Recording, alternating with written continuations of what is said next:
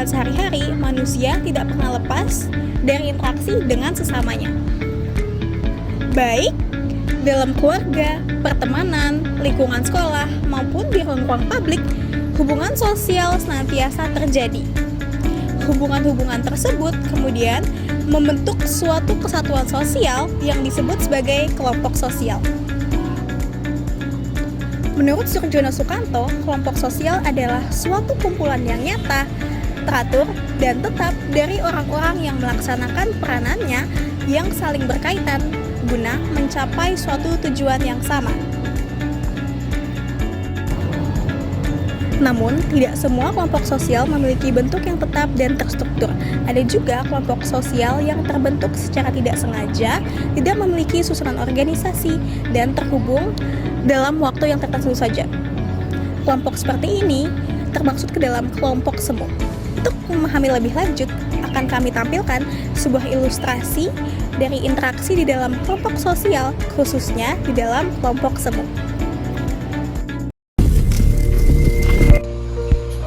Nonton apa ya hari ini?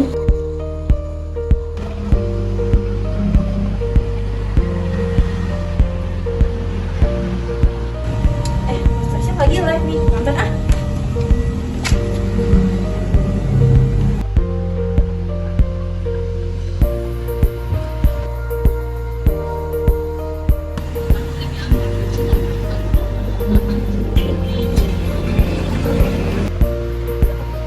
Duh, tugas udah selesai nih. Ngapain ya? Nah, nonton ini aja nih kayaknya hari ini seru juga.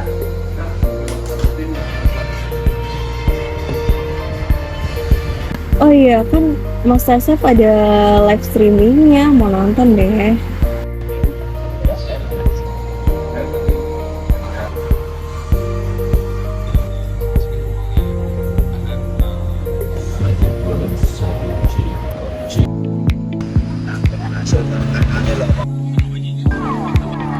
Edward Campbell.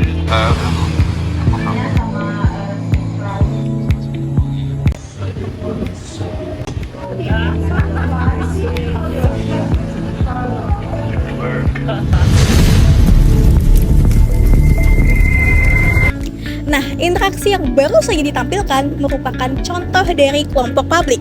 Apa sih yang dimaksud dengan kelompok publik? Kelompok publik merupakan bagian dari kelompok sosial yang unik di dalam masyarakat. Merupakan bagian dari kelompok semu, kelompok publik berbeda dengan kelompok sosial lainnya yang terbentuk melalui hubungan langsung atau keanggotaan yang formal. Kelompok publik justru tidak memiliki struktur yang tetap. Anggota dari kelompok publik tidak saling mengenal dan berasal dari berbagai tempat yang berbeda.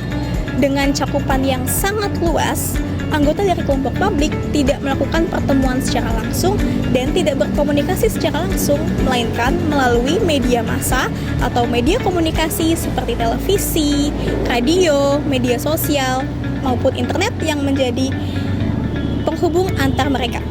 Meskipun anggotanya tidak saling mengenal secara pribadi dan tidak melakukan pertemuan secara langsung, mereka tetap terhubung karena memiliki kesamaan minat, perhatian, atau tanggapan terhadap suatu isu atau peristiwa yang sama. Seperti pada tayangan sebelumnya, para remaja yang menyaksikan acara MasterChef mungkin berada di tempat yang berbeda dan tidak saling mengenal. Namun, mereka tetap terhubung karena mereka menyaksikan tayangan yang sama di waktu yang bersamaan dan memberikan respon yang serupa terhadap apa yang mereka tonton.